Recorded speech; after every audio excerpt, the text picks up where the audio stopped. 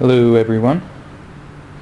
Here is the Turbo Grand Prix with the 3500 V6 from the 2005 Malibu. Never mind the 3100, that's just a lie. You can see here on this side my very own belt configuration. I did not want to install AC compressor, so I installed a pulley instead. You can see down there is the external crank trigger. You may have noticed this big jumble of wires. This car is running off of a Megasquirt 2 version 3.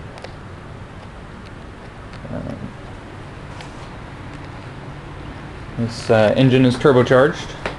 However, I do not have any boost tubes right now. Just finished putting the motor in. You see the turbo there. This engine uses the Turbo Grand Prix radiator. Phone's ringing, of course. Hello. That's cool. I'm about to fire the motor up. You know what? It's idling pretty well. So I think I'll be okay. Alright, I'll see you. Bye. Sorry about that. Where were we? Alright, radiator. It's a Turbo Grand Prix radiator. It's much smaller, but also much thicker than a stock Grand Prix radiator. I moved the whole thing over about 6 or 8 inches to center it. Reason being, on this side over here you can see the intercooler. It's a very large intercooler. Not very thick though. I got it out of a Saab, I believe, or a Volvo.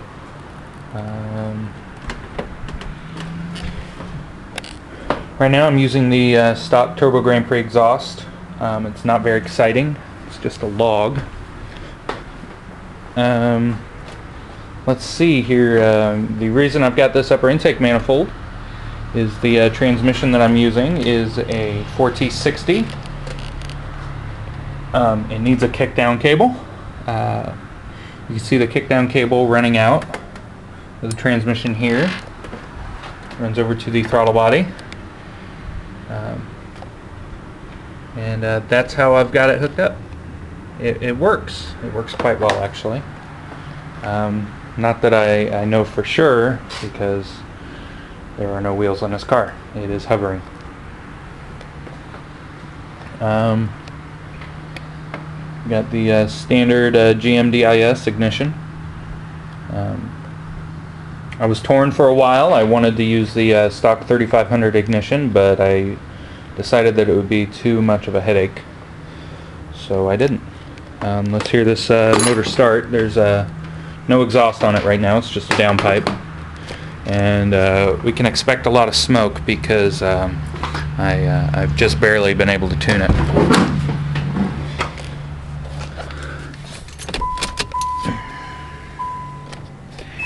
Now you can see over there on the computer monitor, the Megasquirt is hooked up to the computer.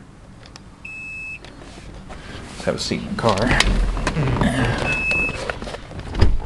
And the gauges on the screen here are much more accurate than the gauges on the cluster right now. So we'll go ahead and go off of this.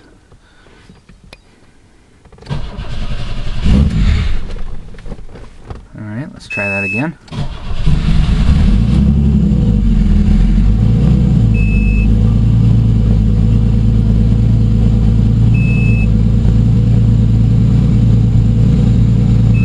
Kind of high. Need to work on the fuel trim to get the idle where it's supposed to be, and also the idle air control valve is controlled by the Megasquirt, so it needs a little bit of work too. I'm concerned a little bit with the O2 sensor. I'm not sure that it's working. It should be fairly warm, so I should be getting a reading.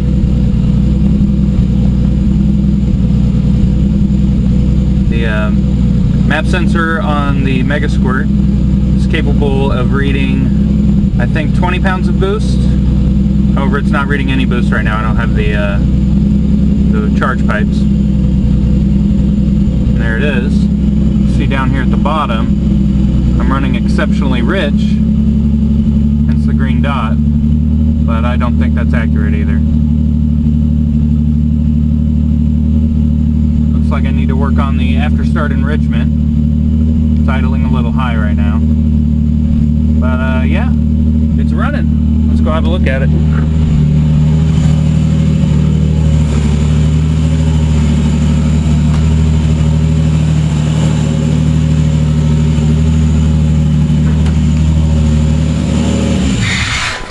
I had to shut it off. Don't have a radiator cap on, and it was just spewing water. So I just got my ground all wet. Good thing I'm not getting under the car tonight. Yeah, that sucks. Where's that cap at? Here it is over here. Let's go ahead and get that bad boy on there. There. Problem solved. Lots of smoke coming off. I don't know if you can see it. It's very, very smoky in here. And that's about it. I got a lot of tuning to do.